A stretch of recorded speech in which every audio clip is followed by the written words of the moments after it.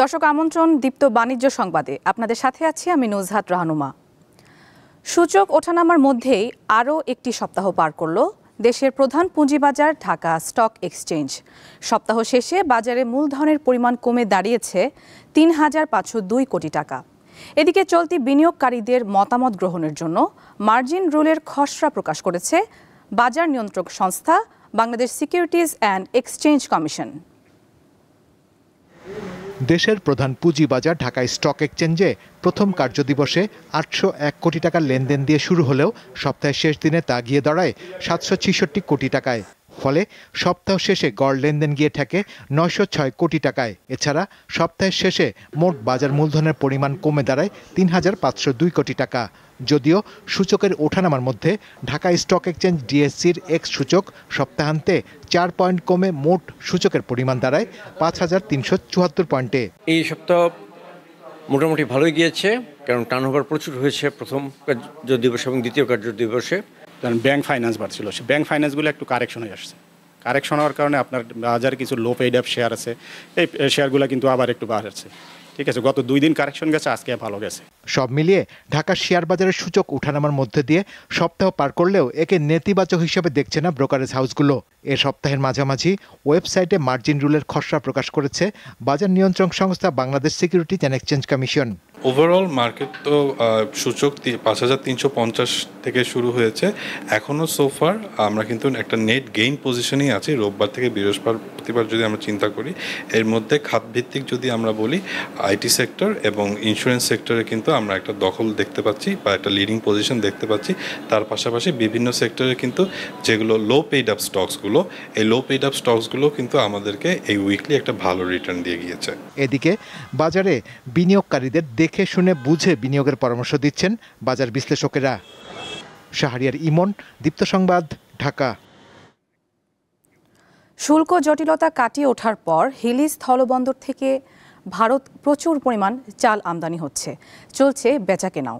ব্যবসায়ীরা বলছেন আমদানির এই ধারা অব্যাহত থাকলে চালের দাম আরও কমে আসবে।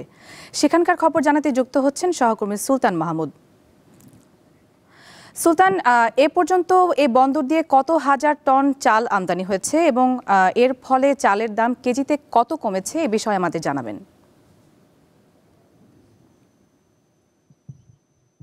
নুসরাত, চলতি মাসের 12ই আগস্ট থেকে কিন্তু ভারতীয় থেকে কিন্তু চাল আমদানি শুরু হয়েছে।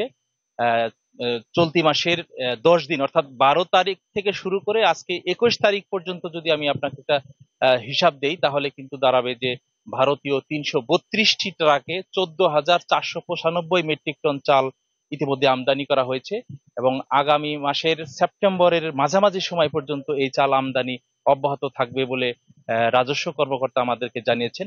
পাশাপাশি এই চাল আমদানি হওয়ার পর থেকেই চালের বাজারের যে প্রভাবটি সেটি কিন্তু শুরু হয়ে গিয়েছে। আমরা দেখেছি যে খুচরা বাজার থেকে শুরু করে যে পাইকারি বাজারে ইতিমধ্যে চালের বাজার কেজি প্রতি 2 থেকে 3 টাকা, কিছু কিছু চাল কিন্তু 4 টাকা পর্যন্ত কেজিতে কমে আসে, যার কারণে বাজারে কিন্তু যারা ক্রেতা বা ভোক্তারা রয়েছেন তারা কিন্তু অনেকটাই স্বস্তির মধ্যে রয়েছেন এবং তারা বলছেন যে সরকারের বিভিন্ন প্রকার যে ওএমএস থেকে শুরু করে বিভিন্ন যে খাদ্য বান্ধব কর্মসূচি চলমান থাকার কারণেও কিন্তু সবকিছু কিন্তু চাল বাজারটা অনেকটাই নিয়ন্ত্রণে রেখেছে সরকার এবং তারা বলছেন যে ভোক্তারা বলছেন যে এইভাবে যদি চালটা নিয়ন্ত্রণ রাখা যায় তাহলে সাধারণ মানুষের বা ভোক্তাদের মধ্যে অনেকটাই স্বস্তির আশ্বাস ফিরে আসবে বলে অনেকটা জানিয়েছেন।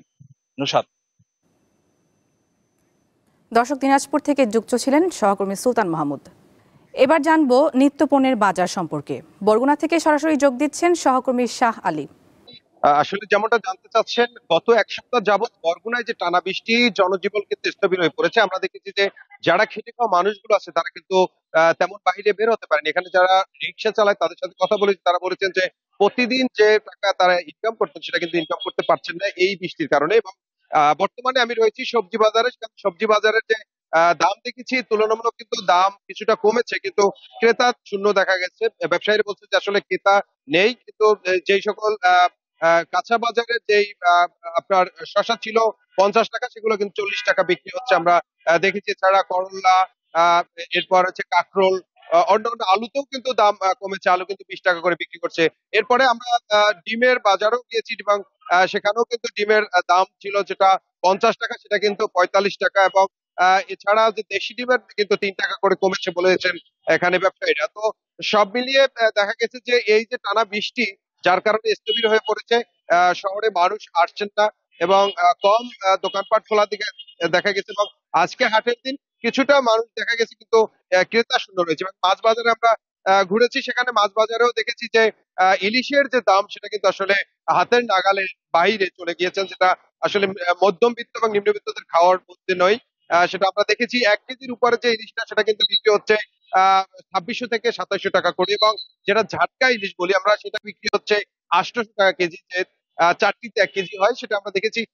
এখানে কিন্তু বেশি দেখা যাচ্ছে যে চাহিদা পাঙ্গাস মাছের উপরে। সে পাঙ্গাস মাছের কিন্তু দাম কমেছে প্রায় 20 টাকা, যেটা 200 টাকা কেজি ছিল সেটা কিন্তু 180 টাকা করে কেজিতে বিক্রি হচ্ছে আমরা দেখেছি। এবং মাছ বাজারেও কিন্তু যারা জেলেরা রয়েছে তারা কিন্তু গভীর সমুদ্রে না যাওয়ার কারণে কিন্তু মাছও খুব কম দেখা গেছে। যেগুলো চাষের মাছ রয়েছে সেগুলোই মাত্র বাজারে উঠতেছেন এবং সেগুলো বিক্রি হচ্ছে, এবং সেগুলোর উপরে কিন্তু যারা মধ্যবিত্ত রয়েছে, যারা নিম্নবিত্ত, তারা কিন্তু সেই সকল রুই মাছ এবং সেই সকল যে চাষের মাছের উপরে তারা ঝুঁকেছেন। তো বরগুনা থেকে এই ছিল সবজি বাজার এবং নিত্য প্রয়োজনীয় দ্রব্যের সর্বশেষ তথ্য আমার কাছে। নওগাঁ সদরে তৈরি বাঁশির সুর হৃদয়ে সুখ ও আনন্দের দোলা দেয়, মন কাড়ে শ্রোতার। দেশের বিভিন্ন গ্রামীণ উৎসব ও মেলায় শোভা পায় এই বাঁশি, অথচ ভালো নেই এর কারিগররা। নওগাঁ সদর উপজেলার দেবীপুর গ্রামে প্রবেশ করতেই চোখে পড়বে জমি ও বাড়ির আনাচে কানাচে নল নামের এক ধরনের গাছ। পরিপক্ক এই নল কেটে রোদে শুকানোর পর বাঁশি তৈরি করছেন গ্রামের মানুষ। পণ্যটি তৈরি হলে তাতে রঙিন কাগজ ও নানা রঙের বেলুন লাগানো হয়। প্রতিটি বিক্রি হয় 10 থেকে 15 টাকায়। দেশের বিভিন্ন জায়গার ব্যবসায়ীরা এগুলো কিনে নেন। একটা বাঁশি মিনিমাম 15-16 বার হাত দিতে হবে, যে বাঁশি তৈরি হয় সেটা আবার বাজারে নিয়ে যায় বিক্রি করে, পাইকারি দেয়। এটা আমাদের সংসার খুব ভালোভাবে চলে। আমরা জীবিকা নির্বাচনে বাঁশির কাজ করি। বাঁশির কাজ সারা বছর থাকে, বিশেষ করে 2 ঈদ এবং পয়লা বৈশাখের সময় বাঁশির চাপ বেশি থাকে। বাঁশি তৈরির উপকরণ ও অন্যান্য সরঞ্জামের দাম বৃদ্ধি পাওয়ায় কিছুটা বেকায়দায় পড়েছেন কারিগররা।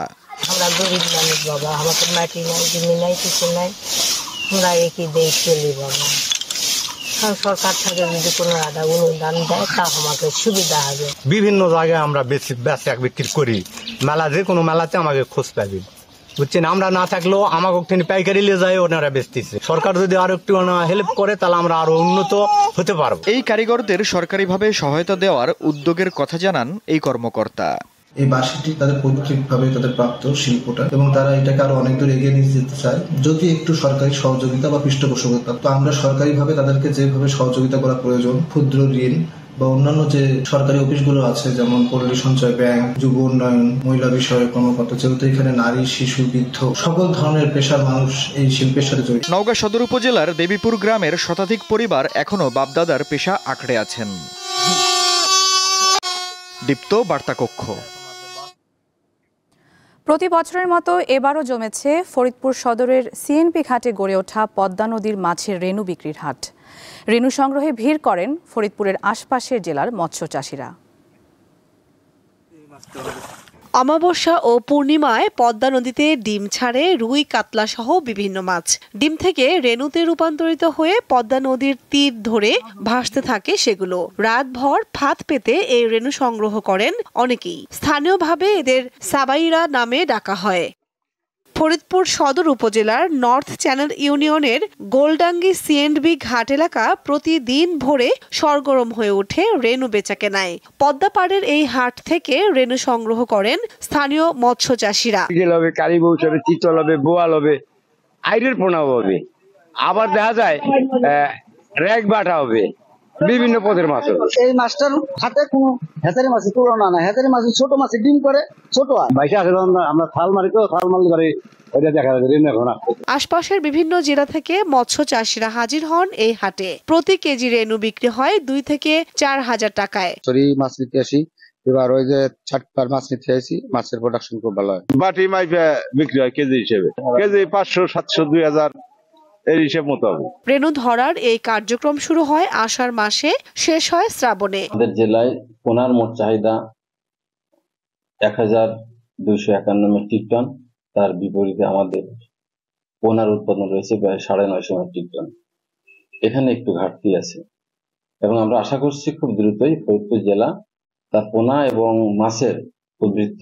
তিনি জানান, গোলডাঙ্গি সিএনবি ঘাটে প্রতি মৌসুমে 10 থেকে 15 মণ রেনু বিক্রি হয়। দীপ্ত, বার্তা কক্ষ। দর্শক, শেষ করছি বাণিজ্য সংবাদ।